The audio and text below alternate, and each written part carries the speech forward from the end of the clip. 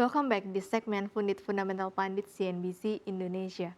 Untuk di sore hari ini, kita akan membahas salah satu emiten di sektor barang rekreasi, PT Sepeda Bersama Indonesia Tbk atau dengan kode emiten BAIK yang telah listing di Bursa Efek Indonesia sejak Maret 2022, di mana harga IPO pada saat itu sebesar Rp170 per lembar saham. Nah, sebelum membahasnya lebih lanjut, kita cek dulu nih, pada perdagangan hari ini BAIK ditutup di harga berapa? Untuk BAIK hari ini bergerak stagnan, tidak naik dan juga tidak turun, bergerak di harga Rp208 atau untuk market cap-nya berada di Rp269 miliar. Atau untuk saham beredarnya sudah berada di 1,29 miliar lembar. Nah, lalu seperti apa bisnis dari BAIK? Ya, untuk bisnis BAIK sendiri berada di perdagangan besar sepeda dengan merek Genio dan juga menjadi distributor besar sepeda yaitu dengan merek sepeda United dan juga Avan. Nah, lalu seperti apa pertumbuhan laba dari BAIK? Ya, di samping saya ini adalah pertumbuhan laba dari BAIK dari tahun 2019 hingga tahun 2022. Kalau kita melihat secara total laba bersih tahun berjalan, ini naik turunnya fluktuatif ya, yang dimana di tahun 2019 hanya 2 miliar, kemudian meningkat di tahun 2020 hingga tahun 2022 ini berada di atas 20 miliar. Namun kalau secara pendapatan kita bisa melihat pendapatan ini naik terus dari 2019 hingga tahun 2022. Namun kenapa justru di tahun 2022 labanya ini justru menyusut jika dibandingkan di tahun 2021.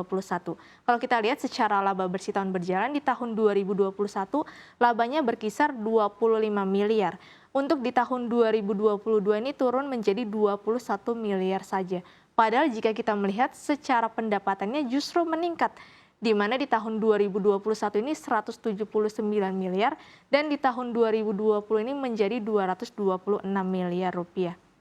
Nah, namun kalau kita melihat secara total laba kotor justru menurun nih. Di tahun 2021 di mana laba kotornya berkisar 41 miliar dan di tahun 2022 menjadi 34 miliar saja. Padahal secara pendapatannya meningkat namun hasil laba kotornya turun.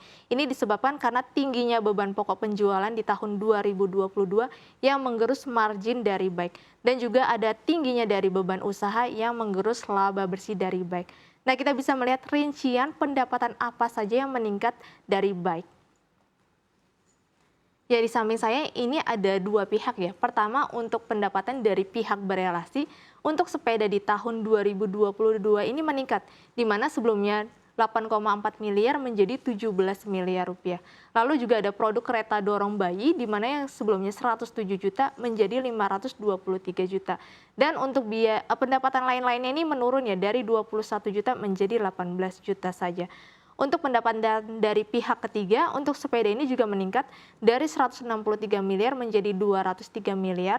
Dan untuk kereta dorong bayinya justru menurun tipis dari 5,6 miliar menjadi 5 miliar. Dan lain-lainnya juga sangat turun tajam yang sebelumnya 559 juta dan di tahun 2022 hanya 1,6 juta saja. Nah, ini yang menyebabkan dari pendapatan BAIK ini meningkat. Nah, tadi kan laba kotornya ini menurun ya. Kita bisa intip apa saja sih beban-beban pokok yang meningkat di tahun 2022.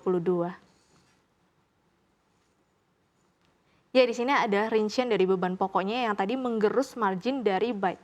Untuk di sini kita bisa melihat marginnya ini atau beban pokoknya ini turun ya dari 137 miliar menjadi 190 miliar. Jadi beban ini meningkat yang menyebabkan laba kotor atau marginnya tadi menurun. Nah, kalau kita lihat di sini ada tinggi dari pembelian produk ya. Ini produk berupa sepeda yang meningkat dari 166 miliar menjadi 208 miliar. Nah, akibat dari pembelian produk tersebutlah yang dimana menggerus margin dari BAIK. Namun kalau kita lihat sebenarnya pembelian produk ini adalah nantinya akan dijadiin untuk persediaan barang dagang BAIK. Nah, ada yang menarik juga nih, liabilities dan juga ekuitas dari BAIK ini ada yang naik, ada yang turun. Kita bisa lihat di slide selanjutnya. Ya, secara liabilitas dari BAIK ini justru menurun sekitar 65%, di mana total hutangnya sebelumnya di tahun 2021 sebesar 81,6 miliar, yang di tahun 2022 menjadi 28,4 miliar saja. Kalau kita lihat, ini ada penurunan atau pelunasan hutang pada hutang jangka pendek, yang dimana sebelumnya 79,3 miliar menjadi 26,2 miliar saja. Nah, ini berasal dari hutang pihak berelasi di hutang jangka pendek yang mengalami pelunasan sehingga menyebabkan jangka pendeknya ini turun drastis. Lalu secara modal atau secara total ekuitas ini meningkat ya di tahun 2022. Kalau kita lihat di tahun 2021 sebesar 54,1 miliar dan di tahun 2022 ini meningkat menjadi modalnya 120,1 miliar. Ini berasal dari ada penambahan modal di setor berkisar senilai 41,6 miliar pada tahun 2022. Ini yang membuat ekuitas dari BIKE ini meningkat. Nah, kita juga bisa intip dari arus kas BIKE nih.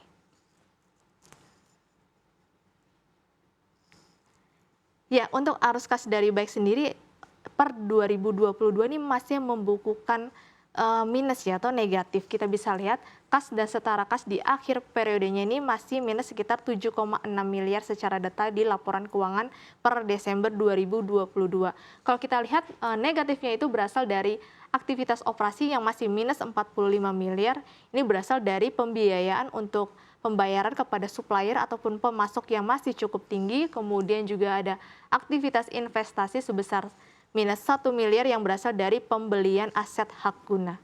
Dan kita juga bisa melihat valuasi nih dari BIKE. Di sini untuk book value-nya sendiri berada di Rp92. Tadi kalau kita melihat harga saham BIKE hari ini ditutup di harga Rp208, yang menandakan bahwa investor ataupun calon investor harus membayar 2 kali lebih mahal ya. Kita bisa lihat secara PBV-nya berada di 2,24. Dan untuk sektoralnya atau price earning ratio-nya berada di 12, di mana untuk sektor di emiten sepeda atau rekreasi ini bisa dibilang murah pernya jika di bawah 10. Nah, ini BIKE sendiri sudah berada di 12 menandakan bahwa secara book value dan juga pernya ini sudah dibilang over value ya atau sudah dibilang cukup mahal. Nah, kita juga bisa melihat prospek bisnis dari BIKE. Ya, untuk yang pertama, BIKE menargetkan pendapatan di tahun 2023 sebesar 500 miliar, sedangkan laba yang diproyeksikan sebesar 40 miliar, di mana target ini nantinya akan berusaha dicapai oleh BIKE yaitu dengan mengenjot produksi dan juga penjualan dari sepeda, dan juga perluasan dealer dari sepeda yang dimiliki oleh BIKE sehingga bisa mencapai target pendapatan dan juga laba bersih di tahun 2023 nanti. Untuk yang kedua, BIKE menggandeng PT Terang Dunia Internusa untuk pendistribusian electric vehicle, yakni motor listrik dengan produk United E-Motor. Jadi di mana nanti di tahun 2023, BIKE ini akan berekspansi untuk mendistribusikan produk motor listrik nih dengan merek United E-Motor yang diproduksi oleh PT Terang Dunia Internusa. Yang diharapkannya juga bisa mengenjot dari penjualan BIKE di tahun 2023. Nah, lalu untuk BIKE ini masih layak dikoleksi atau tidak? Nah, dengan penurunan laba di tahun 2020 tadi, yaitu di mana berasal dari tingginya beban-beban pada BIKE, ini masih menjadi PR perseroan untuk mengefisiensikan biaya agar bisa memaksimalkan laba. Padahal karena secara pendapatan sudah cukup meningkat, namun masih tingginya beban-beban yang masih menggerus laba dari BIKE. Kemudian juga tadi masih menjadi PR untuk perseroan adalah meningkatkan arus kasnya, di mana arus kasnya per 2022 masih minus di 7,6 miliar ya, ataupun arus kas ini masih negatif. Nah, ini masih menjadi PR juga untuk perseroan agar bisa memaksimalkan pemasukan dan mengefisiensikan pengeluaran pada aktivitas operasi. Dan juga kita bisa melihat hasil ekspansi dari BIKE di tahun 2023 dengan penjualan motor listrik, apakah berhasil untuk mengenjot penjualan atau sebaliknya nih, kita bisa lihat menunggu di hasil laporan kuartal 1 tahun 2023. Ya, mungkin itu saja yang bisa saya sampaikan untuk segmen Fundit di hari ini. Saya kembalikan ke Dina.